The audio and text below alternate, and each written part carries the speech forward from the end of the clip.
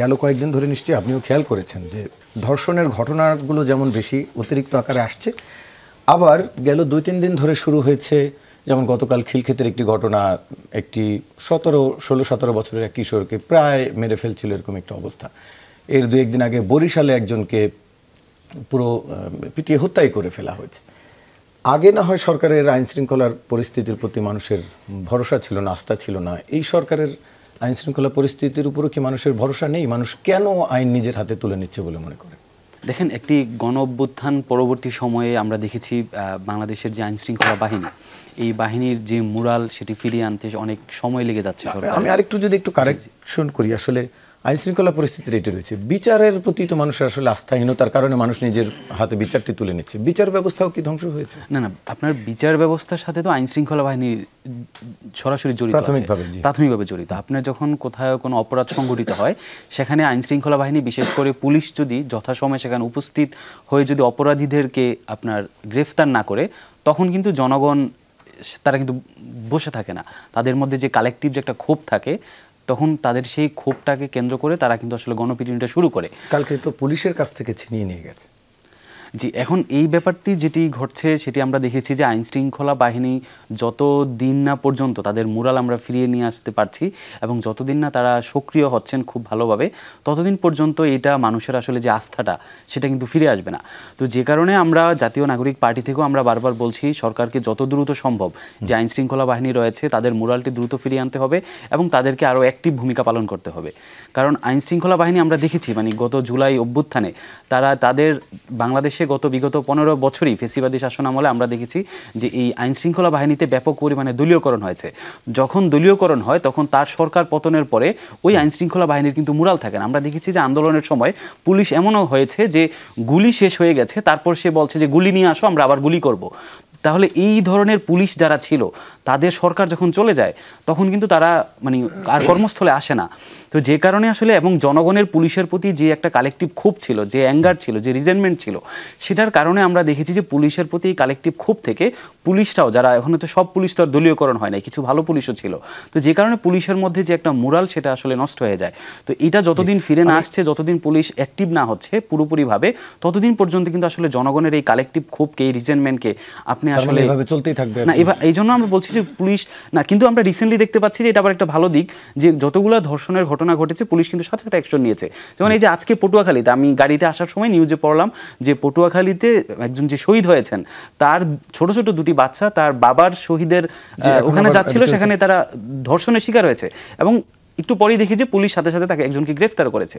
তো এরকমভাবে পুলিশ যত দ্রুত পুলিশ অ্যাক্টিভ হবে তত দ্রুত আমি বিশ্বাস করি যে এই ধরনের যে গণপিটুনি বা মব জাস্টিস কিংবা মব কিলিং যেটাই বলেন না কেন সেটা বন্ধ হয়ে যাবে।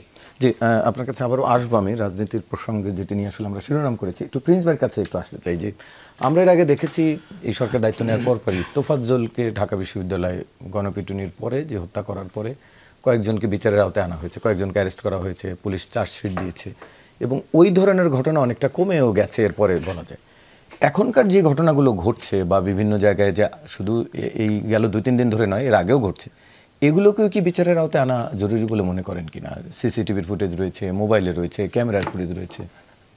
না, আমার তো মনে হয় মানে এক কথা উত্তর অবশ্যই আনা উচিত এবং যে তারা বিচারের আওতায় এই যে ঘটনাগুলোর কথা বললেন তারা আসছে এবং এই ধরনের কোনো ঘটনা ঘটলে অবশ্যই তারা বিচারের আওতায় আসবে।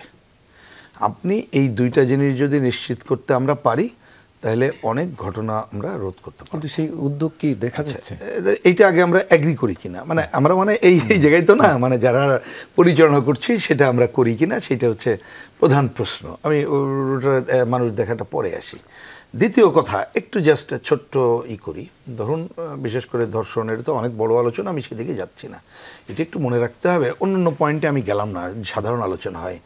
আমাদের সোসাইটিতে আপনি যদি যে নারী বিদ্বেষী প্রচার, প্রোপাগান্ডা, অন্য বিষয়গুলো অব্যাহত রাখেন, একটা তো হচ্ছে যে বিচার না হওয়া তো আছেই, সে যেটা আলোচনা আমি ওইদিকে ঢুকলাম না, তাহলে কিন্তু এই ধরনের ঘটনাগুলো ঘটতে থাকবে, আপনি সেটাও রোধ করতে পারবেন না। এবার থার্ড পয়েন্ট, কারণ এখানে যেটা আলোচনা আসলো খুবই কারেক্টলি আসছে যে আমরা পুলিশ মেন্স যদি বলে প্রতীকী, এই অর্থে আইন শৃঙ্খলা বাহিনীর কথা বলছি যে তারা ঠিকমতো দায়িত্ব পালন করবে, এটি তো কথা। তাহলে আমরা অনেক কিছু কমাইতে পারি, কিন্তু তার সাথে একটা সোশ্যাল বেজও গড়ে তোলা দরকার, মানে কালচারাল সোশ্যাল বেজ। আবার সোশ্যাল বেজ মানে যদি নারী বিদ্বেষী সোশ্যাল বেজ হয় তাহলে তো আর ফলাফল হবে না, ওটা মিন করছে না। তাহলে এখন দেখেন একটা গণ অভ্যুত্থানের আগের ঘটনাবলীর কারণে, অনেক বাস্তব কারণে এখনো পর্যন্ত তাদের যে কথাটা বলছে যে নৈতিক বল ফিরে আসে নাই, এটি তো বলছেন, কিন্তু এটা ফিরিয়ে আনার জন্য অন্তত পক্ষে তাকে নানা ধরনের, আপনি যদি বলেন কি বলে যে উন্নত করা, মানসিকভাবে অন্যান্য বিষয়গুলো করা তো থাকেই, কিন্তু আপনার তো একটা প্রধান কাজ করতে হবে যে ক্ষমতায় যারা আছে তাকে নিশ্চিত করে বুঝতে হবে উনি হচ্ছেন ক্ষমতা, উনি রাষ্ট্র পরিচালনা করছেন, উনি আমাকে এগুলোর উপর হস্তক্ষেপ করবেন না, আমি যে আইন শৃঙ্খলা রক্ষায় যে কাজগুলো করব সেটাকে উনি সহায়তা করবেন। এইখানে তো ঘাটতি সেটা অলরেডি রয়ে গেছে, কারণ ক্ষমতায় যে অন্তর্বর্তীকালীন সরকার আমরা দেখছি এখনো পর্যন্ত কিন্তু তারা এটা করতে পারেনি 7 মাসে। এবং এই সরকারে সরাসরি না থাকুক, কিন্তু তথাকথিত দাবিদাররা বিভিন্ন জায়গায়, যেটাকে আমরা মব সন্ত্রাস বলছি, এই সন্ত্রাসের সাথে জড়িত হতে অনেক সময় তারাও তো মোরালি কিন্তু পেছে চলে যাচ্ছে, যার জন্য যে পুলিশের কাছে ছিনতাই করে নেওয়া কি হবে না হবে এটা যাচ্ছে। তাহলে এইটা করতে গেলে আপনি যদি মিনিমাম দ্রুততার সাথে অন্যান্য যে কথাগুলো বললাম ওইটার সাথে আপনি যদি একটা চোখের সামনে আনতে পারেন যে দ্রুত একটা নির্বাচন, আমি দ্রুত মিন্স এটা আবার ভুল বোঝাবুঝি না হলে বলি, নির্বাচন নিয়ে কথা বললে এইটুক না বললে হয়তো মানুষ বুঝতে পারবে না, নির্বাচন ব্যবস্থাটা ফেল করে গেছে। নির্বাচনে তার জন্য যা যা সংস্কার করা অবশ্যই করতে হবে, কিন্তু মানুষের চোখের সামনে যদি আনতে পারি যে একটা নির্বাচন হচ্ছে, এটা নির্বাচিত সরকার আসছে, তাহলে আপনি পুলিশ বাহিনী এবং অন্য বাহিনী, আমি এটার সাথে আমি লিঙ্ক করছি, তাহলে সেও কিন্তু একটা আস্থার জায়গা ফিরে পাবে যে না ঠিক আছে আমি তাহলে আগে যাওয়ার জায়গাটা যাবো। এই সামগ্রিক কাজটাই করতে হবে।